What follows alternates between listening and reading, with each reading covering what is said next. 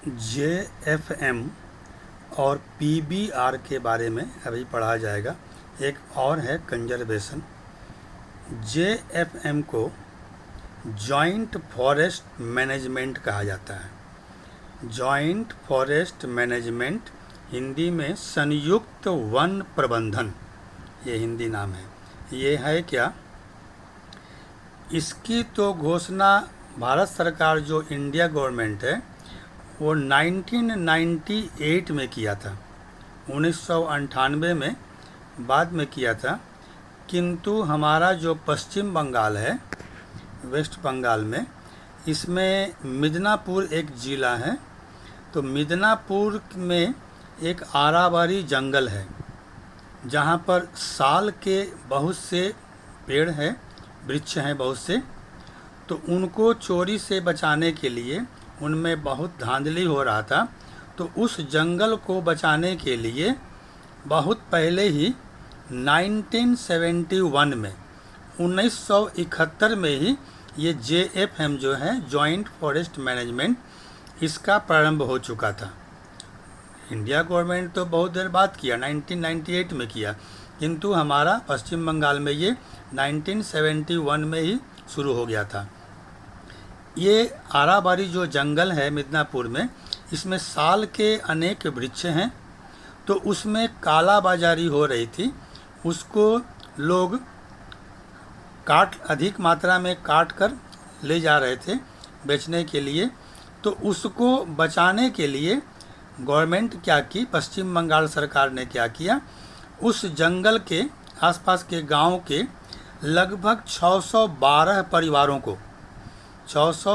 परिवारों को इस जंगल की सुरक्षा का जिम्मा, व्यवस्था उनको दे दिया गया कि तुम्हें इनका देखभाल करना है, इसे काटने से रोकना है, काला बाजारी से रोकना है। उनको अधिकार दे दिया गया और उसमें वो देखभाल करने लगे। उससे गिरने वाले जो पत्ते हैं, उन पत्तों को इकट्ठा करके, वो जो हम लोग साल पत्ता में जो भोज में चलता है, थाला बनता है, उसका वो बेचने लगे। उससे छोटी छोटी लकड़ियाँ जो गिरती थी, उन लकड़ियों को चुनकर वो अपना भोजन बनाते थे, जलावन का काम करते थे।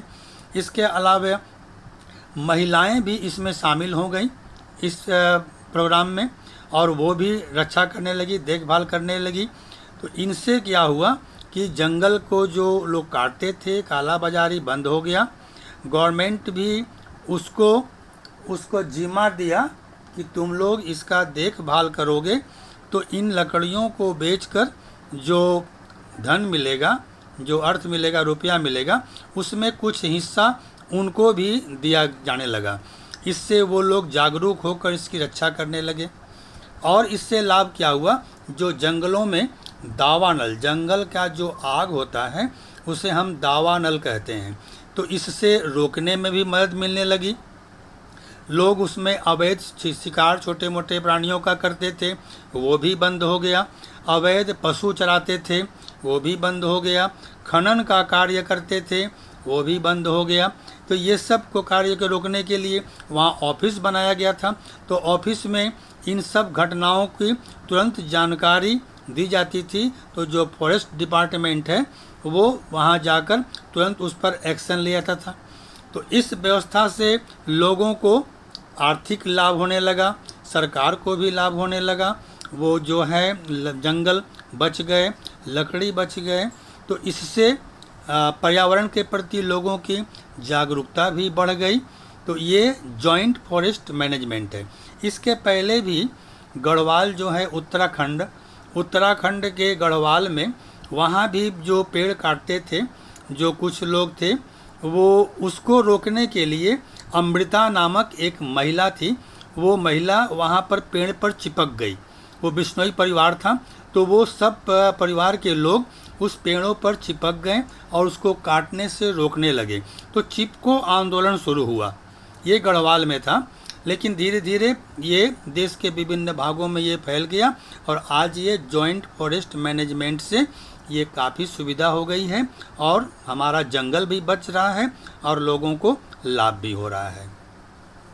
दूसरा है पीपल्स बायोडाइवर्सिटी रजिस्टर, इसको शॉर्ट में PBR कहते हैं, peoples biodiversity register.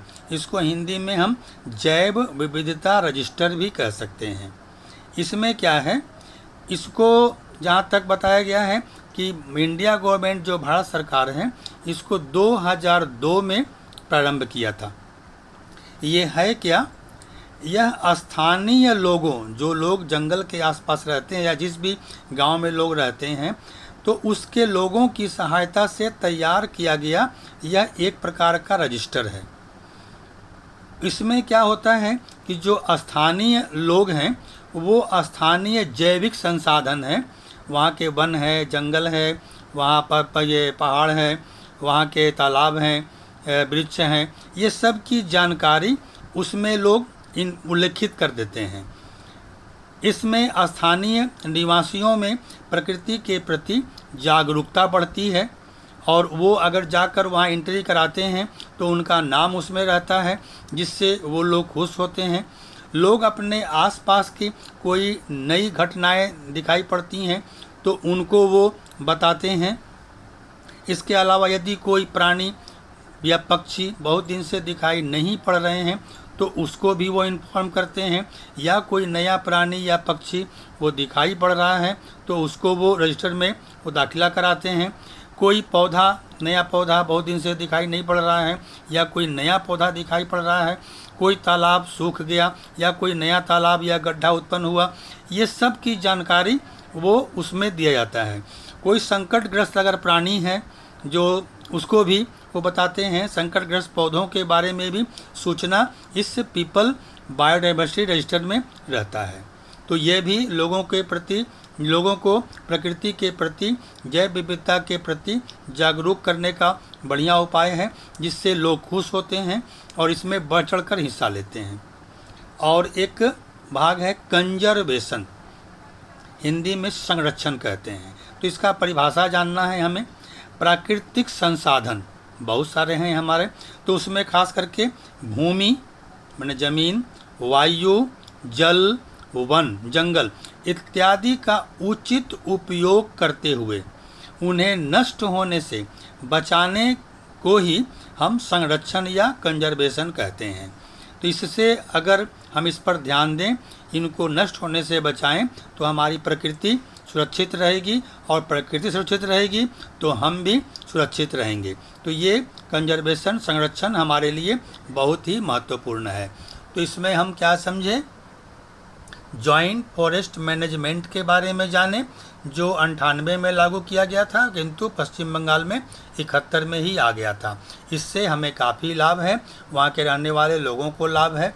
Peoples biodiversity register, इसमें स्थानीय लोगों की सहायता से बनाया गया रजिस्टर है, इसमें लोगों को जागरूकता बढ़ती है।